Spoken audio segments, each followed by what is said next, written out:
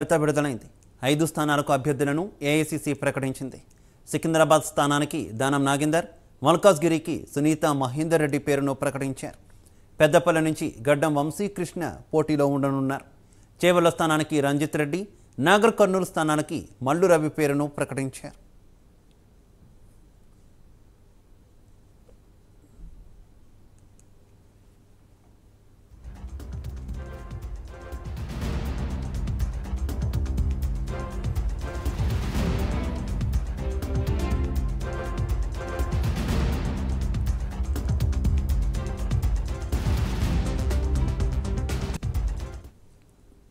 తెలంగాణ కాంగ్రెస్ అభ్యర్థుల జాబితా విడుదలైంది.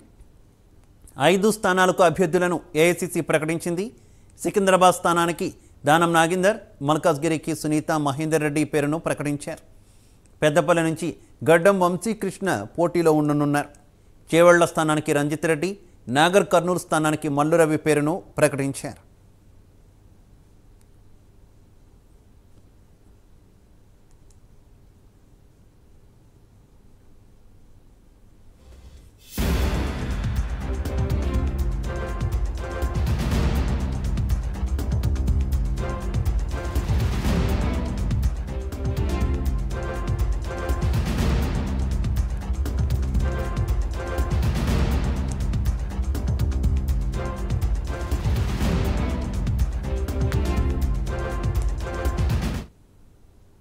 ఇక ఇదే విషయానికి సంబంధించి మరింత సమాచారం మా కరెస్పాండెంట్ నాగేంద్ర అందిస్తారు.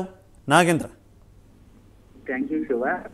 కాంగ్రెస్ తెలంగాణ పార్లమెంట్ ఎన్నికలకు సంబంధించినటువంటి అభ్యర్థుల రెండో జాబితా వచ్చింది. ఓవరాల్ గా చూసుకుంటే ఏఐసీసీ ఈ రోజు 3వ జాబితా రిలీజ్ చేస్తే తెలంగాణ పార్లమెంట్ కి సంబంధించినటువంటి అంశంలో మాత్రం రెండవ జాబితా పరిగణించాలి. ఎందుకంటే మొదటి జాబితాలో 4 పార్లమెంట్ అభ్యర్థులు ప్రకటించడం జరిగింది. తాజాగా ఈ రోజు 57 మంది లిస్టుతో ప్రకటించినటువంటి ఏఐసీసీ ఈ రోజు తెలంగాణకు సంబంధించినటువంటి 5 పార్లమెంటు నియోజకవర్గాలకి అభ్యర్థులను ప్రకటించడం జరిగింది. దాంట్లో ప్రధానంగా పెద్దపల్లి నియోజకవర్గానికి సంబంధించినటువంటి అంశంలో ప్రస్తుతంగా ఎమ్మెల్యేగా ఉన్నటువంటి కుమారుడు గడ్డం వంశీకి పెద్దపల్లి టికెట్ ని కేటాయించడం జరిగింది. అదేవిధంగా సికింద్రాబాద్ టికెట్ కి సంబంధించినటువంటి అంశంలో మాత్రం తాజాగా 4 రోజుల క్రితం టీఆర్ఎస్ నుంచి కాంగ్రెస్ లో చేరినటువంటి హైదరాబాద్ ఎమ్మెల్యే దానం నాగేందర్కి సికింద్రాబాద్ పార్లమెంట్ టికెట్ ని కన్ఫర్మ్ చేయడం జరిగింది. దాంతో పాటు మరొక వైపు చేవెళ్లకు సంబంధించినటువంటి అంశంలో గత కొంతకాలంగా ఆ చేవెల్ ఎంపీ టికెట్స్ కోసమే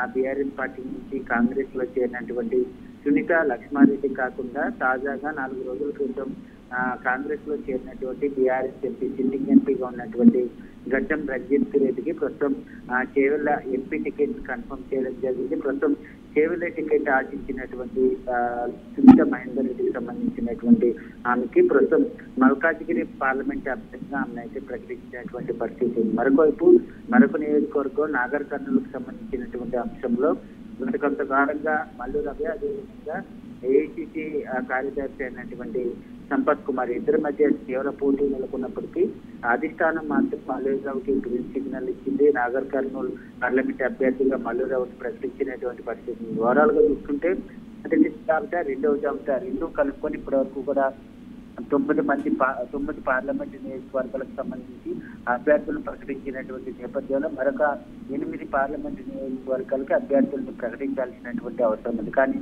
మిగిలినటువంటి 8 నియోజకవర్గాల్లో కొంత ఇద్దరు తీవ్ర పోటీ నెలకొన్నటువంటి నేపథ్యంలో ఆ పార్లమెంటు నియోజకవర్గాల పైన అధిష్టానానికి ఒక స్పష్టత రాలేదు.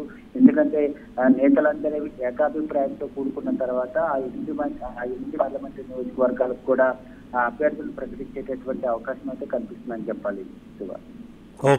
Okay Nagendra, thank you.